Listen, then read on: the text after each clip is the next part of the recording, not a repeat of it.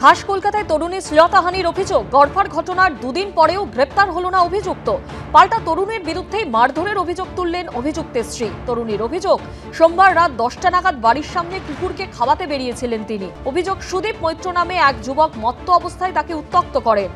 সেদিনের মতো বিষয়টা মিটে গেলেও বুধবার দলবল নিয়ে তরুণীর আবাসনের সামনে চলে আসেন তিনি। তরুণীর অভিযোগ, পুলিশের সামনেই তাকে মারধরের হুমকি, গালিগালাজ দেওয়া হয়, এমনকি মুখে অ্যাসিড ছোড়া, চোখ উপড়ে নেবার মতো হুমকিও দেওয়া হয়। বৃহস্পতিবার সকালে গড়ফা থানায় লিখিত অভিযোগ করেন তরুণী, কিন্তু শুক্রবারও কেউ গ্রেপ্তার হয়নি। আতঙ্কে আছি। কালকে যখন আমি এফআইআর করে আসছিলাম, তারপর আসার পর এখানে কয়েকজন মহিলারা ঘিরে গালাগাল করছিলেন ওখান থেকে, দূর থেকে। মিডিয়া যখন এসছিলেন, মিডিয়ার সাথে কথা বলছিলাম, তারপর পুলিশকে ফোন করাতে উনি এসছিলেন। তারপর এখন আর সেরমভাবে কিছু দেখছি না যে কেউ এসছে বা কেউ কিছু প্রবলেম ক্রিয়েট করেছে বা কিছু। কিন্তু হ্যাঁ, একটু ভয় তো আছে, কারণ কালকের পর থেকে তো আমি এখনো থানার থেকে আসার পর বাড়ির থেকে এখনো আর বেরোইনি। কালকে এফআইআর লঞ্চ করেছেন উনি, গ্রেফতার করা হয়নি। পাল্টা তরুণীর বিরুদ্ধেই চক্রান্তের অভিযোগ তুলেছেন অভিযুক্ত যুবকের স্ত্রী। ওরা এখান থেকে যাচ্ছিল গাঁজা মদ খেয়ে, আমার হাজবেন্ড, এই আমার এটা বাড়ি, এখানে দাঁড়িয়ে দাঁড়িয়ে ওরা দুটো বন্ধু মিলে কথা বলছে।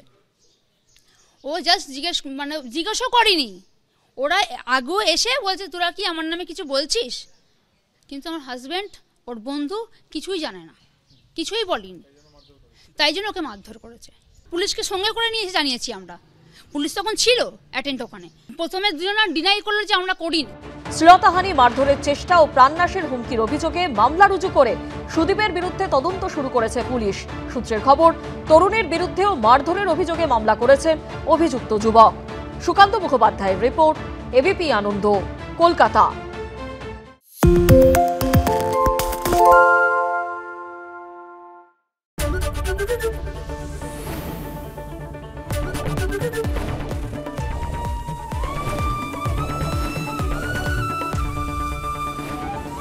এবিপি আনন্দ, এগিয়ে থাকে, এগিয়ে রাখে।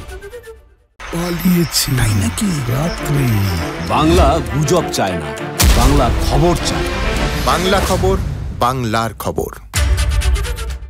সত্য অন্তহীন, সত্যের খোঁজও তাই, সত্য সন্ধানে তাই আমরা অক্লান্ত, অকুতভয়। এবিপি আনন্দ নতুন ভাবনার প্রতীক, যা মনে মুক্ত, তথ্যে যুক্ত এবং যাবতীয় সীমানার বাঁধন থেকে মুক্ত। সীমা না শব্দটির মধ্যে লুকিয়ে আছে মানা শব্দটি, যেন চোখ রাঙানি এক অদৃশ্য বেড়াজাল, যা আটকে রাখে আমাদের এক ছোট্ট গণ্ডির মধ্যে। একমাত্র সঠিক খবরই গড়ে তুলবে এক মুক্ত সমাজ।